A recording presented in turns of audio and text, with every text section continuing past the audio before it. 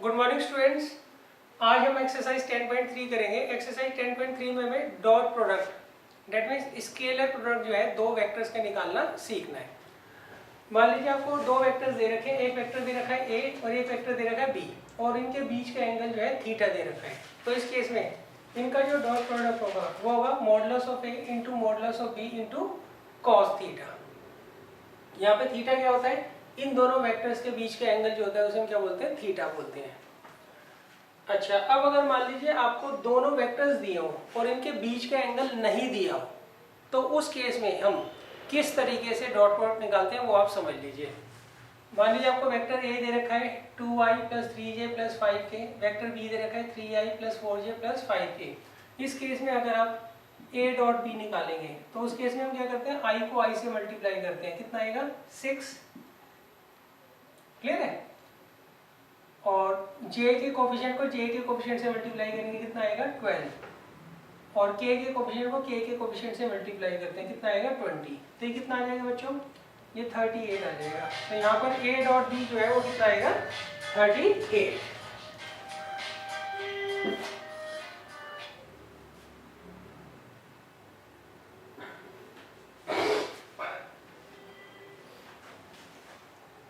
अच्छा, अब अगर मान लीजिए आपको वेक्टर ए और वेक्टर बी दोनों का सिर्फ मॉडुलस दिया हो और उनके बीच का एंगल दिया हो, तो उस केस में हम ये वाला फॉर्मूला लगाएंगे। सही। अच्छा, अगर आपको मान लीजिए दोनों वेक्टर्स दे रखे हो तो उस केस में हम क्या करेंगे, उसको डायरेक्ट इस तरीके से सॉल्व कर लेते हैं। हम कैसे करते हैं, i के कोफिशिएंट को i से करते हैं, j के कोफिशिएंट को j से करते हैं, k के कोफिशिएंट को k से करते हैं, और बाद में उनको क्या करते हैं, ऐड कर देते हैं मल्टीप्लाई कर। तो इस तरीके से हम दो वेक्टर्स का डॉट प्रोडक्ट यानी कि स्केलर प्रोडक्ट निकाल लेते हैं।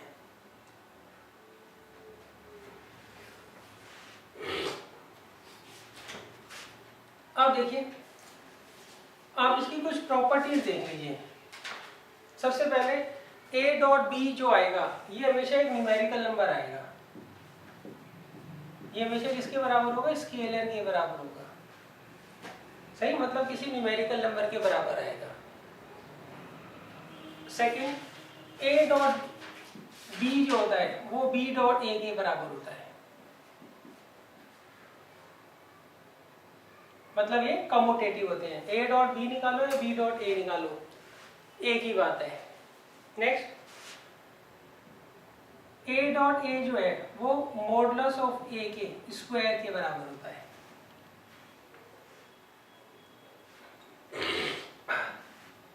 नेक्स्ट, अब अगर मान लीजिए ये फर्स्ट प्रॉपर्टी है, ये सेकंड, ये थर्ड, फोर्थ प्रॉपर्टी है, अगर a वेक्टर जो है परपेंडिकुलर होता है b वेक्टर के, देन a डॉट b किसके बराबर होता है, वो होता है 0 के बराबर।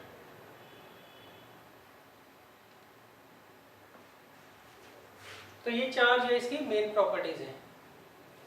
पहला, a डॉट b हमेशा किसी स्केलर मतलब न्यूमेरिकल नंबर के बराबर आएगा।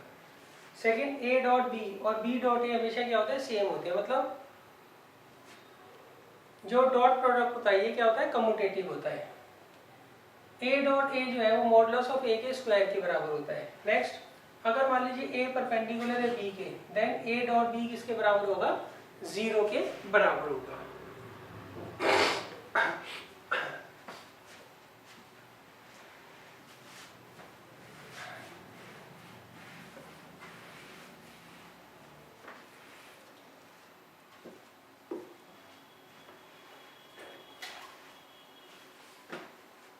अब देखिए हम एक्सरसाइज करते हैं। एक्सरसाइज 10.3 का फर्स्ट क्वेश्चन है,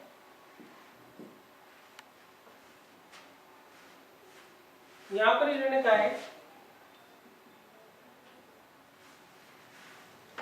find the angle between two vectors a and b with magnitude √3 and 2। यहाँ पर a का जो मैग्नीट्यूड है वो √3 है और b का जो मैग्नीट्यूड है वो 2 है, और a डॉट b जो है वो √6 के बराबर दे रखा है यहाँ पर।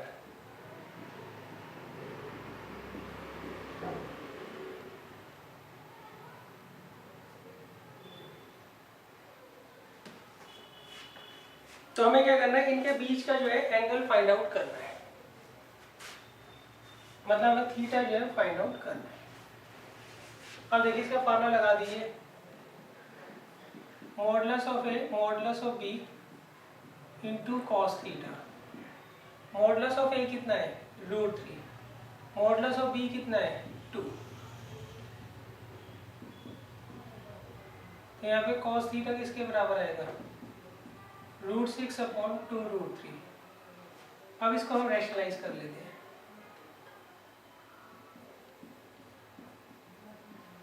√3 से ऊपर नीचे मल्टीप्लाई कर लेंगे, ये आएगा √18/2 × 3। इसे लिखते हैं हम 3√2। ये आ गया 1/√2। सही।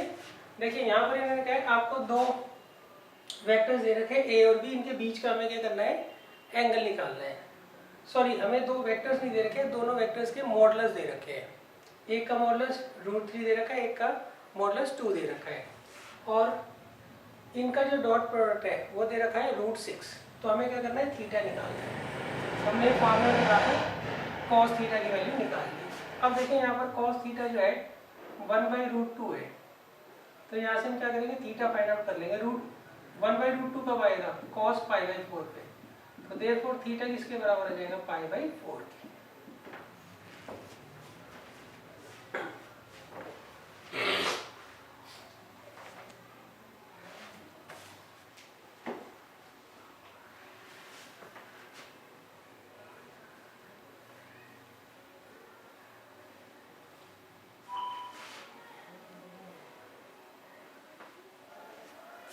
अब देखिए नेक्स्ट है क्वेश्चन नंबर 2।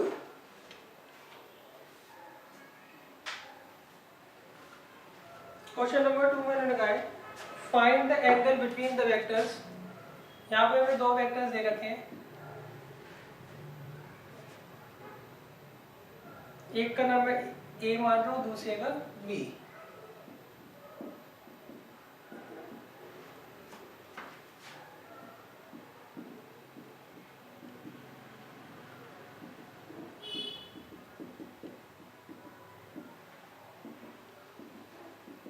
अब देखिए यहाँ पर हमें दो वेक्टर्स दे रखे हैं, एक दे रखा है ए और दूसरा दे रखा है बी।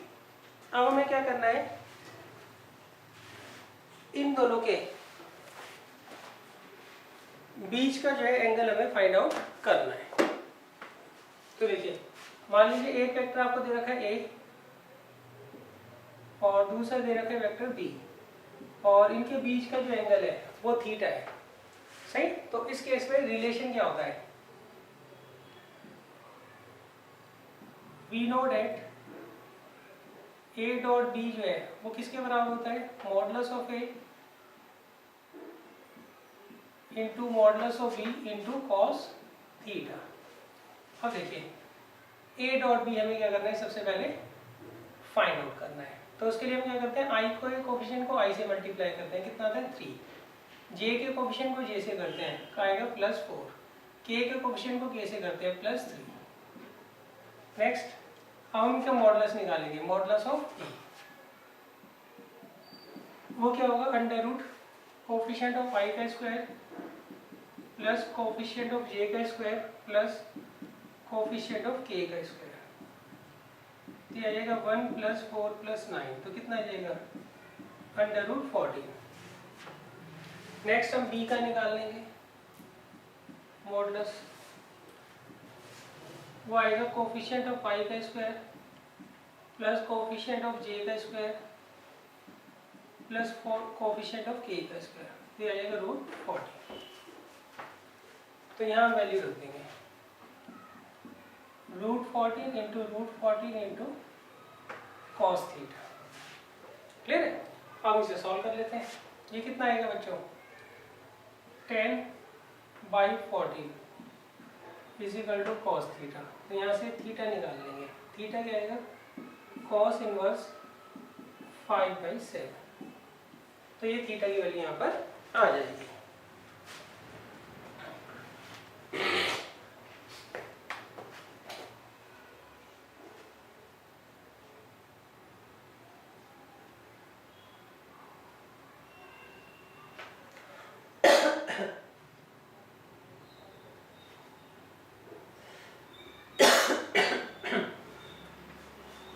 अब देखिए नेक्स्ट क्वेश्चन है क्वेश्चन नंबर 3।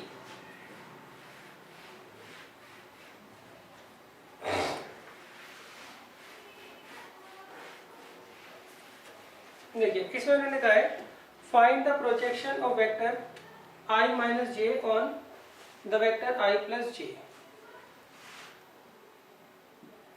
देखिए यहाँ पर उन्होंने कहा हमें दो वेक्टर्स दे रखे हैं, पहले का नाम तो मैं A मान रहा हूँ और दूसरे का नाम डाल रहा हूँ B।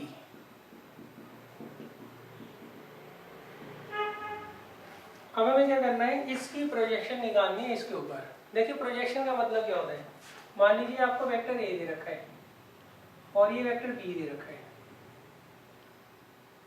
क्लियर है। अच्छा अब इसकी शेडो जो इसके ऊपर पड़ेगी वेक्टर के ऊपर, उसकी लेंथ को हम बोलते हैं projection of A on B, सही। मगर आपको ये हेडेक नहीं लेनी है, आपको सीधा फॉर्मूला लगाना है।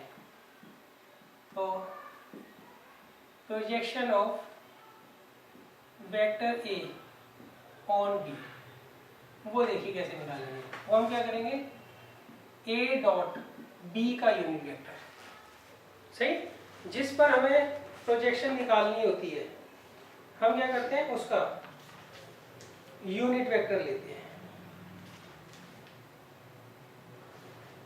क्लियर। तो अब देखिए ये आपको A वेक्टर दे रखा है और ये B दे रखा है। हम क्या करते हैं, इसका पहले यूनिट वेक्टर निकालते हैं।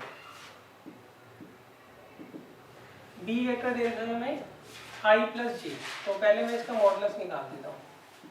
वो क्या आएगा, under root coefficient of I का square plus coefficient of J का स्क्वायर, तो कितना जाएगा रूट, क्लियर है।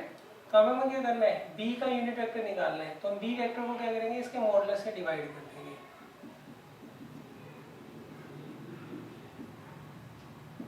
क्लियर है। अब देखिए ये हमारा A वेक्टर हो गया और ये B का यूनिट वेक्टर हो गया। अब हम इनका डॉट प्रोडक्ट निकालते हैं, तो नीचे तो √2 आ जाएगा और डॉट प्रोडक्ट कैसे निकालते हैं, I को I से मल्टीप्लाई करते हैं और J को J से, तो कितना आएगा 0/√2। तो आंसर कितना आ जाएगा, 0 आंसर आ जाएगा।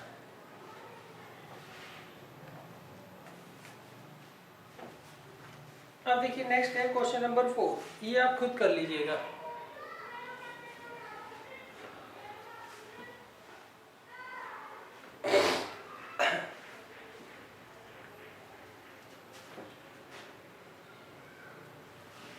फोर्थ बच्चों आपको खुद करना है। अब मैं आपको 5th क्वेश्चन करवा रहा हूँ।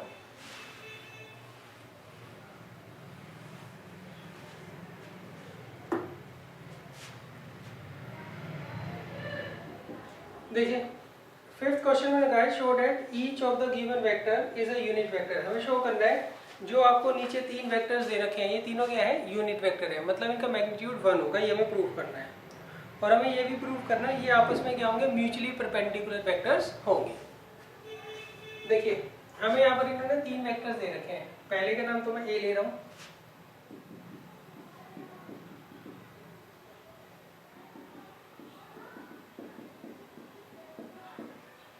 दूसरे का नाम B ले रहा हूँ,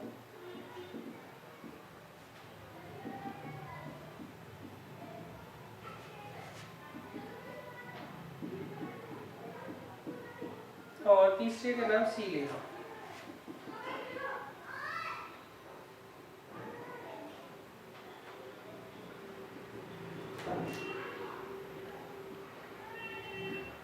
अब देखिए सबसे पहले हमें प्रूव करना है तीनों के तीनों क्या है, यूनिट वेक्टर है।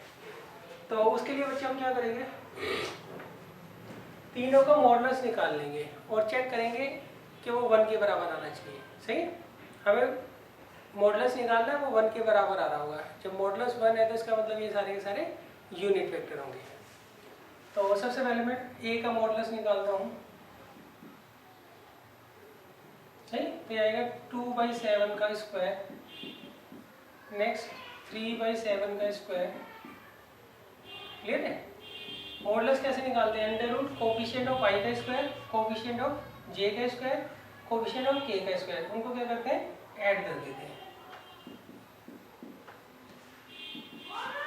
ये देखिए कितना आएगा 4/49, 9/49, 36/49, ये आएगा √49/49, तो कितना आ जाएगा 1 आएगा।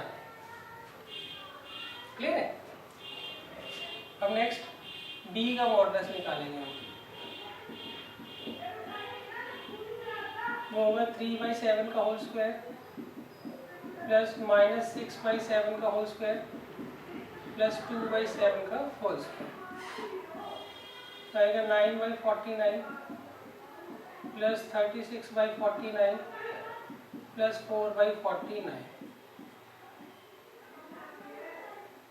तो कितना आ जाएगा, ये भी बना है। नेक्स्ट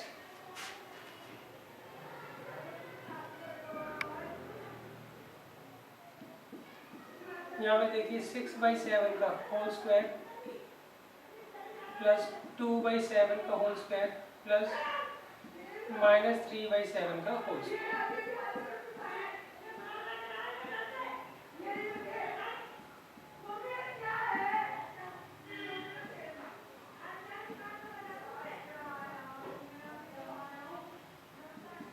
ये भी कितना आ जाएगा 1 है। अब देखिए इन तीनों के मॉडुलस जो है वो 1 आ रहा है, तो आप लिख दीजिएगा देयरफॉर ये तीनों के तीनों क्या है, यूनिट वेक्टर है। यूनिट वेक्टर की क्या पहचान होती है, उनका मॉडुलस हमेशा क्या होता है 1 होता है। अब देखिए अब हमें प्रूव करना है कि ये तीनों वेक्टर्स क्या होंगे, म्यूचुअली परपेंडिकुलर होंगे। ये तीनों वेक्टर्स क्या होंगे, म्यूचुअली परपेंडिकुलर होंगे। अब देखो म्यूचुअली परपेंडिकुलर का मतलब क्या होता है, ये वेक्टर इसके परपेंडिकुलर होगा, ये इसके परपेंडिकुलर होगा और ये इसके परपेंडिकुलर होगा। मतलब इन तीनों में से अगर आप कोई से भी दो लोगे तो वो आपस में क्या होंगे, एक दूसरे के परपेंडिकुलर होंगे। उसके लिए बच्चों हम क्या करते हैं, डॉट प्रोडक्ट निकालते हैं। अगर दो वेक्टर्स का डॉट प्रोडक्ट 0 है तो उस केस में वो क्या होते हैं, परपेंडिकुलर होते हैं। सही। अच्छा मैं सबसे पहले ये समझा देता हूँ आपको, डॉट प्रोडक्ट 0 क्यों होता है। अगर दो वेक्टर्स परपेंडिकुलर है तो डॉट प्रोडक्ट 0 क्यों होता है, पहले ये समझा देता हूँ। सही। देखिए a डॉट b का क्या फॉर्मूला होता है, modulus of a modulus of b into cos theta, ये फॉर्मूला होता है बच्चों। अब अगर मान लीजिए मैं यहाँ पर पुट करता हूँ, मैं लेट के चल रहा हूँ कि थीटा जो है 90 डिग्री है, लेट कर दिया, तो a डॉट b किसके बराबर आएगा बच्चों, modulus of a modulus of b into cos 90 degree. अब कॉस 90 किसके बराबर होता है, 0 के, तो ये पूरा का पूरा क्या होगा, 0 हो जाएगा। क्लियर है। इसलिए हम क्या करते हैं, अगर दो वेक्टर्स परपेंडिकुलर होते हैं, अगर दो वेक्टर्स क्या होते हैं, परपेंडिकुलर होते हैं, तो उनका डॉट प्रोडक्ट हम क्या करते हैं, 0 के बराबर ले लेते हैं। क्लियर है। आपको ये शो करके नहीं दिखाना है, सीधा ये यूज करना है। अब देखिए इस क्वेश्चन में मैंने क्या कहा है,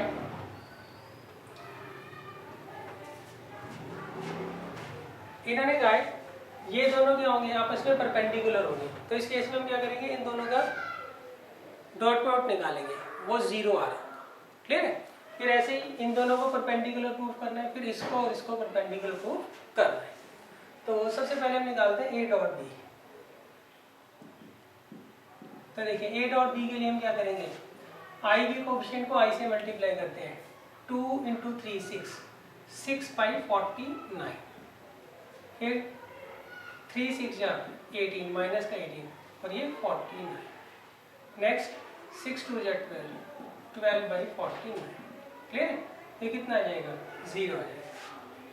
सही। अब देखिए तो हम लिखेंगे सिंस a डॉट b जो है वो 0 के बराबर है, देयरफॉर a जो है वो परपेंडिकुलर हो जाएगा किसके, v वेक्टर के। क्लियर है। अच्छा अब नेक्स्ट देखिए, नेक्स्ट हमें b डॉट c निकालना है। हमें b और c को क्या करना है, परपेंडिकुलर प्रूफ करना है। तो उसके लिए हम इनका डॉट प्रोडक्ट निकाल लेते हैं। कितना आएगा, 3 6 जा 18 18/49 फिर -12/49 -6/49, ये कितना आ जाएगा? 0 आ जाएगा। क्लियर है? तो अब देखिए, सिंस B डॉट C किसके बराबर है?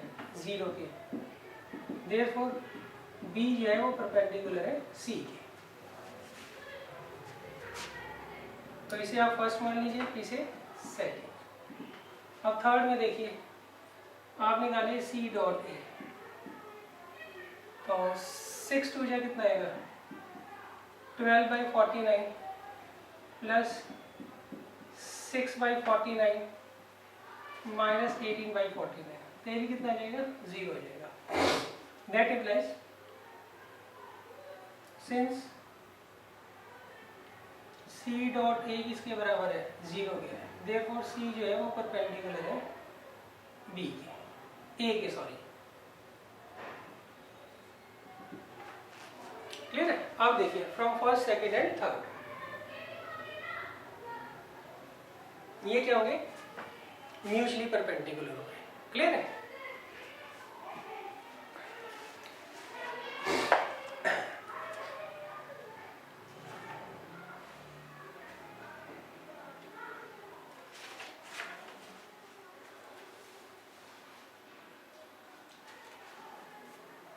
अब देखिए, नेक्स्ट है क्वेश्चन नंबर 6।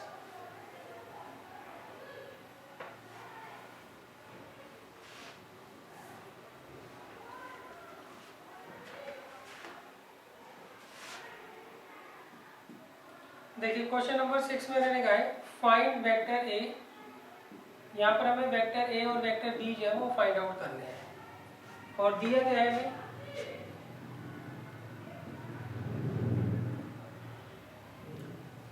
गिवन है हमें ए प्लस बी और ए माइनस बी का जो डॉट प्रोडक्ट है वो किसके बराबर है? 8 के बराबर है। क्लियर है? हमें ये रिलेशन दे रखा है ए और बी वेक्टर के बीच में, और हमें क्या करना है? दोनों वेक्टर का मैग्नीट्यूड फाइंड आउट करना है। एक चीज और दे रखी है उन्होंने, मॉडुलस ऑफ वेक्टर ए जो है वो 8 टाइम्स होगा मॉडुलस ऑफ वेक्टर बी। अब देखिए इसमें ना जितने भी आपको वेक्टर्स दिए होंगे, ये नॉर्मल जो एल्जेब्रिक कैलकुलेशंस होगा उसको ये क्या करते हैं? सेटिस्फाई करते हैं। सही है? तो आप यहाँ पे a plus B, A minus B का फॉर्मूला लगा सकते हैं। क्लियर है? चलो मैं समझा देता हूँ। आप ऐसे भी लिख सकते हैं, पहले a को इससे मल्टीप्लाई करिए, कितना आएगा? a डॉट ए, फिर इसको इससे करिए माइनस a डॉट बी, फिर इसको इससे करिए प्लस b डॉट ए, और फिर इसको करिए minus b dot b is equal to 8। तो ये क्या होता है? मॉडुलस ऑफ a का स्क्वायर, ये इससे कैंसिल आउट हो जाएगा। नेक्स्ट मॉडुलस ऑफ b का स्क्वायर, ये किसके बराबर दे रखा है? 8 के। अब देखिए मॉडुलस ऑफ 8 क्या दे रखा है? 8 times modulus of b।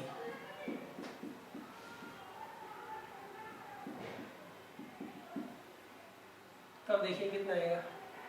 64 times modulus of vector b का स्क्वायर माइनस वेक्टर b के मॉडुलस का स्क्वायर, ये किसके बराबर दे रखा है? 8 के। अब इसे कर लीजिए सब, 63 इंटू, सही, मॉडुलस ऑफ वेक्टर b का स्क्वायर किसके बराबर दे रखा है? 8 के। तो इससे हम वेक्टर b के मॉडुलस का स्क्वायर निकाल लेंगे, वो कितना आएगा? 8/63। तो इससे वेक्टर b निकाल लेंगे, स्क्वायर रूट लगा दीजिए, इसका तो 2√2 आ जाएगा और इसका 3√7। अब देखिए b है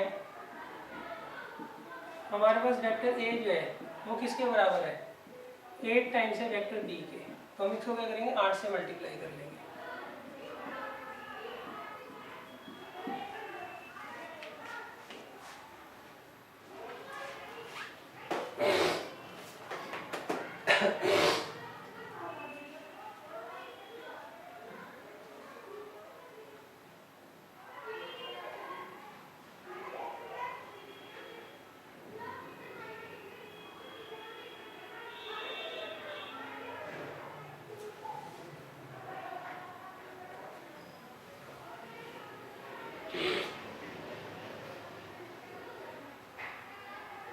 अब देखिए नेक्स्ट है क्वेश्चन नंबर 7। अच्छा देखिए, इसमें मैं आपको एक चीज बता देता हूँ कि ए डॉट ए जो है वो मॉडुलस ऑफ ए का स्क्वायर क्यों होता है।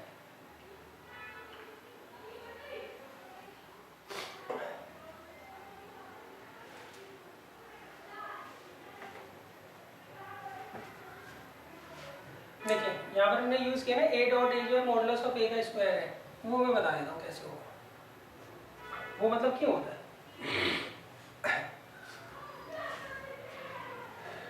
देखिए आप एक वेक्टर ले लीजिए ए, और उसे मैं ले लेता हूँ a1i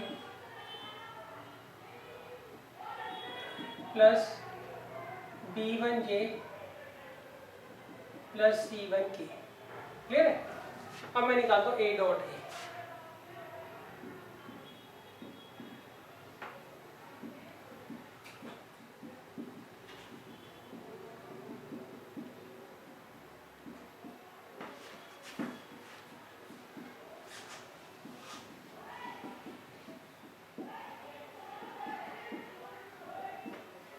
अब देखिए कैसे निकालेंगे हम, कोफिशिएंट ऑफ आई को कोफिशिएंट आई से मल्टीप्लाई करते हैं तो क्या आएगा a1 का स्क्वायर, और ये b1 का स्क्वायर, j के कोफिशिएंट को j के कोफिशिएंट से मल्टीप्लाई करते हैं और k के कोफिशिएंट को k के कोफिशिएंट से। क्लियर है। अच्छा इसको मैं ऐसे लिख सकता हूँ अंडर रूट ऑफ a1 का स्क्वायर प्लस b1 का स्क्वायर प्लस c1 का स्क्वायर का होल स्क्वायर। क्लियर है। तो अब ये देखो ये किसके बराबर है, ये मॉडुलस ऑफ ए के बराबर है, तो इसलिए ये मॉडुलस ऑफ वेक्टर ए के स्क्वायर के बराबर होता है। कौन, ए डॉट ए। ये आपको वहां पर शो नहीं करना है, ये बस समझाने के लिए बताया मैंने आपको।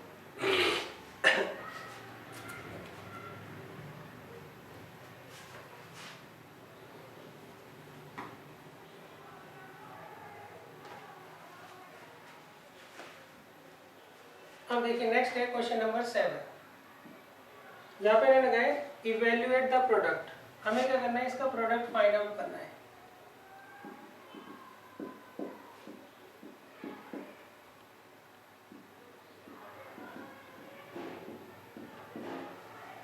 तो देखिए कैसे करेंगे,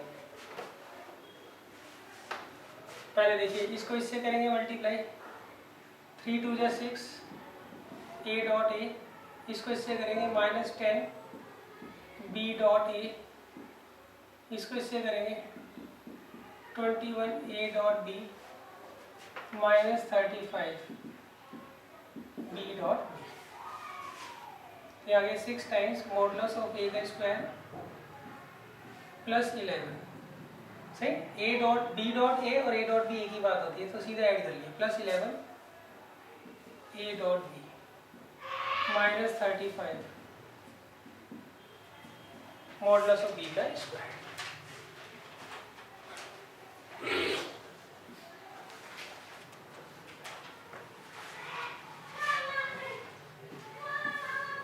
अब देखिए 8th क्वेश्चन मैंने क्या कहा है, find the magnitude of two vectors a and b. हमें क्या करना है, यहाँ पर दो वेक्टर्स दिए हुए हैं, उनका हमें क्या करना है, मैग्नीट्यूड फाइंड आउट करना है। इनका मैग्नीट्यूड दोनों का सेम है और इनके बीच का जो एंगल है वो 60 डिग्री दे रखा है। आपको दो वेक्टर्स दे रखे हैं, मैंने उनका नाम दे रखा है ए और बी, दोनों का मैग्नीट्यूड सेम है और दोनों के बीच का एंगल 60 डिग्री है, और इनका जो स्केलर प्रोडक्ट है वो 1/2 दे रखा है। तो बच्चों फार्मूला तो हमें पता ही है, सीधा फार्मूला लगा देंगे हम। ए डॉट बी का क्या होता है, modulus of A modulus of B into cos theta. Clear है। अब इन दोनों का जो मैग्नीट्यूड है उसे आप x मान लीजिए, तो ये x है ये भी x है, तो x² कॉस थीटा की जगह क्या रखा है 60 डिग्री इज इक्वल टू 1/2। तो x² कॉस 60 कितना होता है 1/2, तो x² किसके बराबर आ गया 1 के, तो x की वैल्यू क्या आ जाएगी 1। हाँ आप x को -1 नहीं लेंगे, क्यों, जो मॉडुलस होता है मैग्नीट्यूड जो होता है वो कभी नेगेटिव नहीं होगा इसका। सही है, मॉडुलस बोला है ना लेंथ, तो वो तो कभी नेगेटिव हो ही नहीं सकती ना, क्लियर है? तो इसका मतलब यहाँ पर दोनों वेक्टर्स ए और बी का जो मॉडुलस होगा वो क्या होगा? 1 होगा।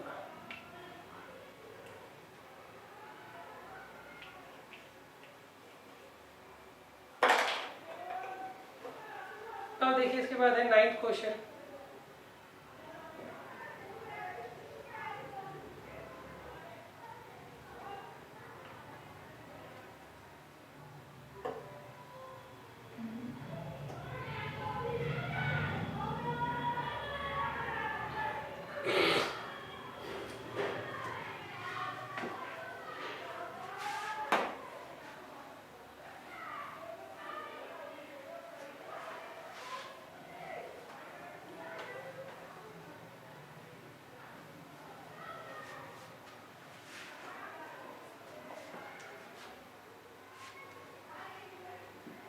नाइन्थ क्वेश्चन देखिए, यहाँ पर इन्होंने कहा है फाइंड, हमें यहाँ पर क्या करना है, x जो वेक्टर है उसका मॉडुलस फाइंड आउट करना है, सही है। और यहाँ पर हमें एक वेक्टर दे रखा है a, एक और वेक्टर दे रखा है, वो यूनिट वेक्टर है, मतलब उसका मैग्नीट्यूड क्या होगा? 1 यूनिट होगा। और यहाँ पर vector x minus vector a dot vector x plus vector a किसके बराबर दे रखा है? 12 के बराबर दे रखा है। तो देखिए यहाँ फार्मूला लगा देंगे a minus b a plus b, सही है। जो वेक्टर्स होते हैं ना, इनमें आप एल्जेब्रिक आइडेंटिटीज लगा सकते हो, सही। तो मैं सीधा लगा देता हूँ, क्या आएगा? मॉडुलस ऑफ x का square minus modulus of a का square is equal to 12। Clear है? अब इसका मैग्नीट्यूड दे रखा है 1।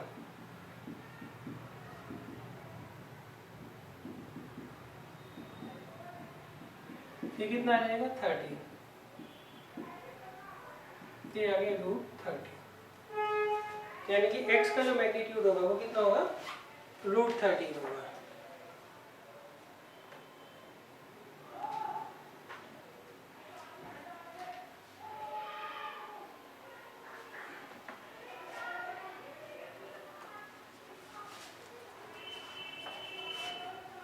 अब देखिए नेक्स्ट है क्वेश्चन नंबर 10।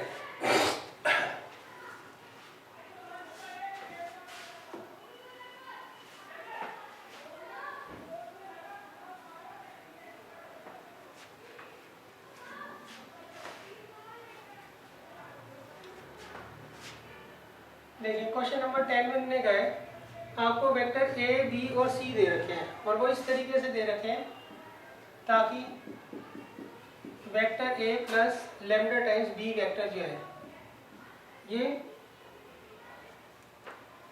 परपेंडिकुलर हो किसके? सी वेक्टर के। क्लियर है? देखिए यहाँ पे ए वेक्टर इन्होंने दे रखा है हमें 2i plus 2j plus 3k। Vector B दे रखा है minus i plus 2j plus k के, और वेक्टर सी दे रखा है 3i प्लस j। तो हमें यहाँ पे क्या करना है? लैम्डा की वैल्यू फाइंड आउट करनी है। तो देखिए जब ये दोनों आपस में परपेंडिकुलर है तो डेट मीन्स इनका जो डॉट प्रोडक्ट होगा वो क्या होगा बच्चों? 0 होगा, सही। अब इसको अंदर ले जाइए, a dot c plus lambda times b dot c किसके बराबर आएगा? 0। क्लियर है? अब मैं निकालता हूँ a डॉट सी। सबसे पहले i को i से मल्टीप्लाई करेंगे 6, j को j से प्लस 2, k को k से, k यहाँ पर नहीं है तो 0 आ जाएगा, तो ये आ गया 8। अब हम निकालते हैं b dot c. b dot c में हम क्या करेंगे? इसको इससे मल्टीप्लाई करेंगे, i को i से, -3 प्लस 2, तो कितना आ जाएगा बच्चों? ये -1 आ जाएगा। क्लियर है? अब हम क्या करेंगे? ये वैल्यूज यहाँ पर उठाकर रख देंगे और हमारा आंसर आ जाएगा।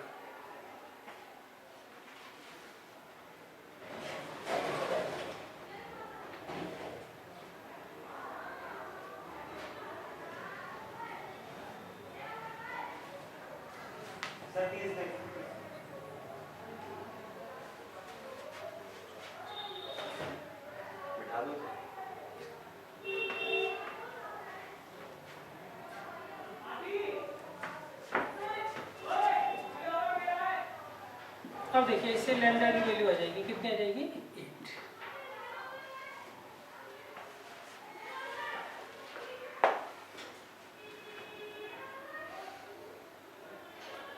अब देखिए इसके बाद है नेक्स्ट क्वेश्चन, क्वेश्चन नंबर 11।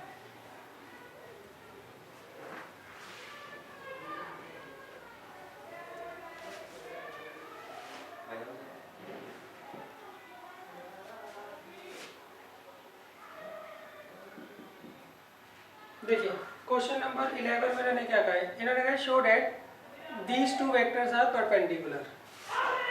देखिए यहाँ पर हमें इन्होंने दो वेक्टर्स दे रखे हैं, एक तो वेक्टर ए दे रखा है, एक वेक्टर बी दे रखा है।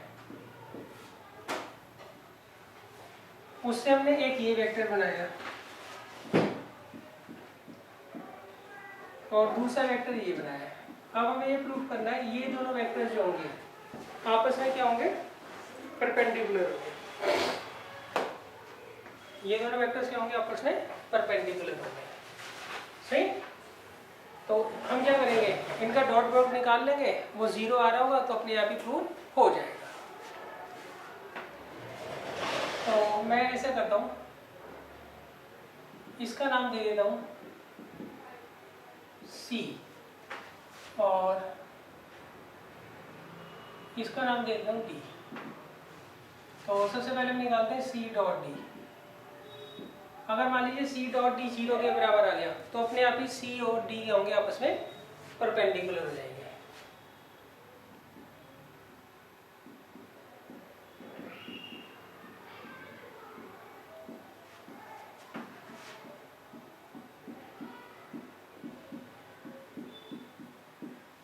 सही।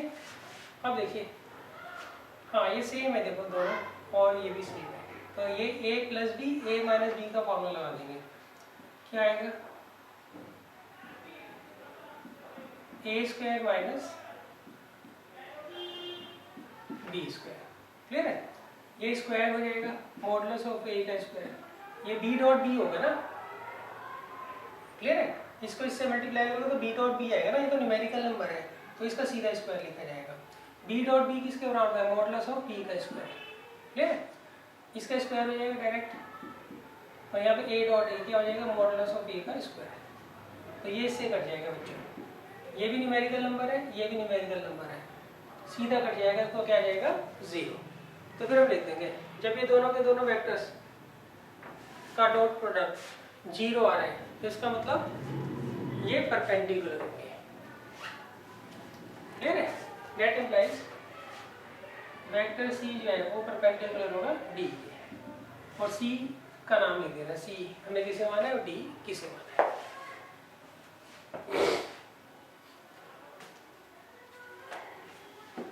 अब देखिए नेक्स्ट है क्वेश्चन नंबर 12।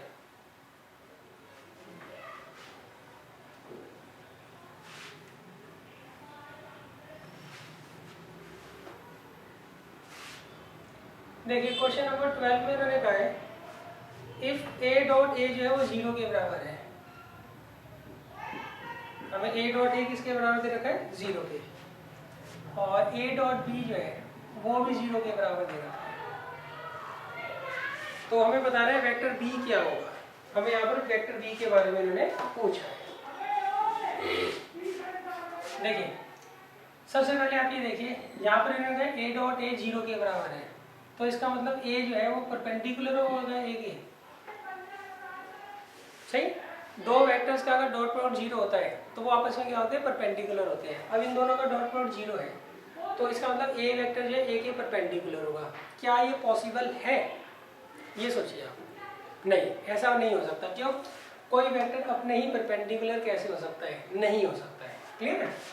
तो इसका मतलब क्या हुआ, इट इज ओनली पॉसिबल, सही, इफ वेक्टर ए जो है वो जीरो वेक्टर हो। क्लियर है?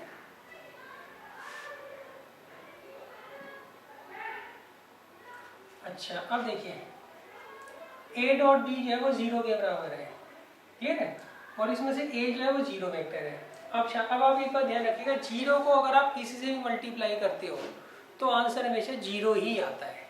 आंसर क्या होता है? हमेशा जीरो ही आता है। तो इसका मतलब यहाँ में लिखेंगे since vector a is equal to zero, therefore vector b is any vector. ये कोई भी वेक्टर हो सकता है, मतलब इसका मैग्नीट्यूड, इसकी वैल्यू जो मर्जी हो सकती है। क्यों? जब हम इसको जीरो से मल्टीप्लाई करेंगे तो जीरो ही तो आंसर आएगा ना।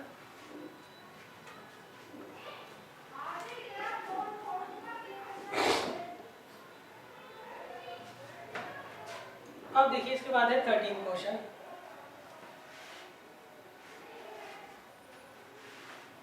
देखिए 13 क्वेश्चन में क्या है, आपको तीन वेक्टर दे रखे हैं, एक का नाम ए है, एक का नाम बी है और एक का नाम सी है, और ये तीनों के तीनों यूनिट वेक्टर है।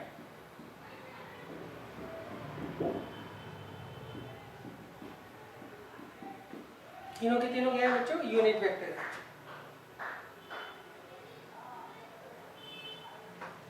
और इनका जो रिजल्टेंट है वो भी जीरो है, that means A plus B plus C जो है वो भी जीरो दे रखा है। तो हमें वैल्यू किसकी निकालनी है बच्चों? A dot b plus b dot c plus c dot a, इसकी वैल्यू निकालनी है।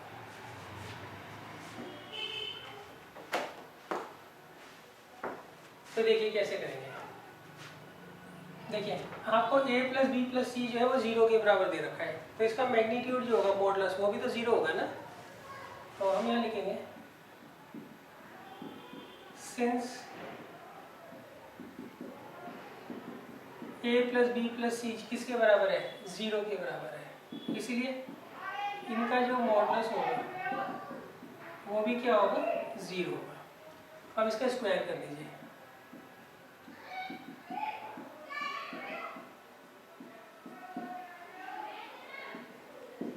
क्लियर है? अब देखिए हमें ये पता है मॉडुलस ऑफ ए का जो स्क्वायर होता है वो ए डॉट ए के बराबर होता है। यही फॉर्मूला हम यहाँ पर लगा देंगे। दैट इम्प्लाइज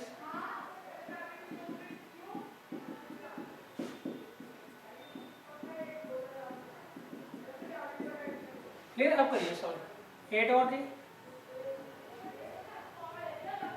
अच्छा ये आप सीधा फॉर्मूला लगा दीजिए। देखिए जो एलजेब्रिक कैलकुलेशंस होती हैं इसमें नॉर्मल जो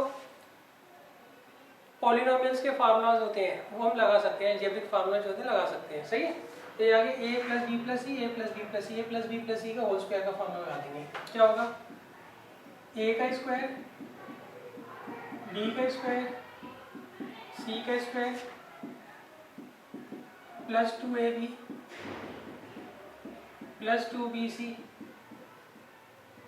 प्लस 2c। क्लियर है? अब देखिए ये वन है, ये वन है, ये वन है,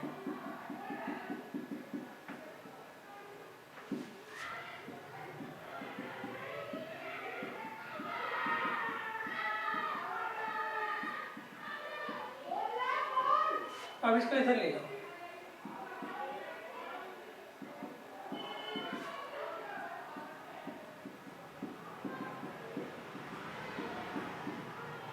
तो कितना आ जाएगा जाके? -3।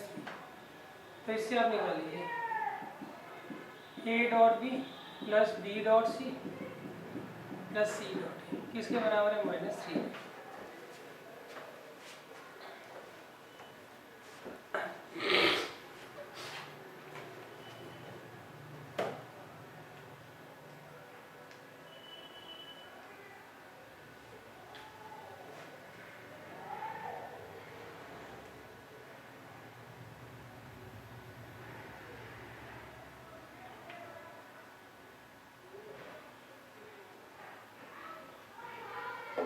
अब देखिए क्वेश्चन नंबर 12 में इन्होंने कहा है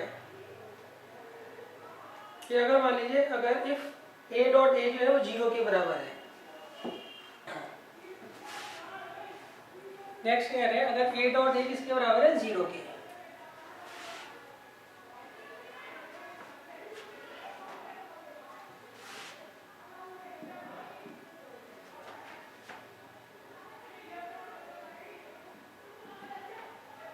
नेक्स्ट और सॉरी क्वेश्चन नंबर 14 कर रहे हैं।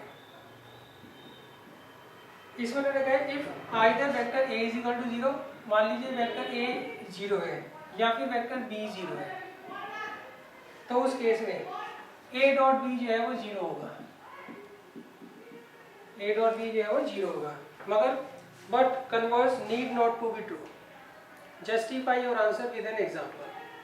तो हमें क्या करना है, आपके आंसर को जस्टिफाई करना है और उसका एग्जांपल भी देना है। देखिए इसमें उन्होंने कहा मान लीजिए आपको दो वेक्टर दे रखे हैं ए और बी, अगर इनमें से कोई एक भी 0 है तो उनका डॉट प्रोडक्ट 0 होगा, ये तो सही बात है। क्या इसका कन्वर्स भी ट्रू होगा? तो हम यहाँ लिखेंगे converse need not to be true, जरूरी नहीं है वो true, need not to be true, सही है। एज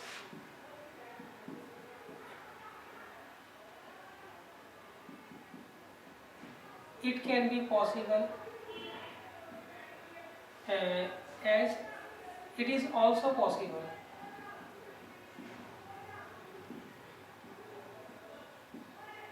that A जो है परपेंडिकुलर होगा B के, क्लियर है। अगर A जो है परपेंडिकुलर होगा B के तब भी तो उनका डॉट प्रोडक्ट 0 ही होगा ना, क्लियर है।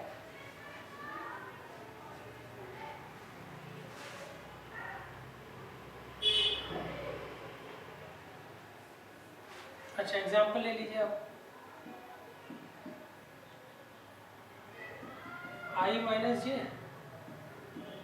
और आई प्लस के। यहाँ पे देखिए ए डॉट बी क्या आएगा, आई को तो आई से करेंगे, जे को जे से, तो 0 है, क्लियर है। तो यहाँ देखिए ए डॉट बी जो है 0 है, बट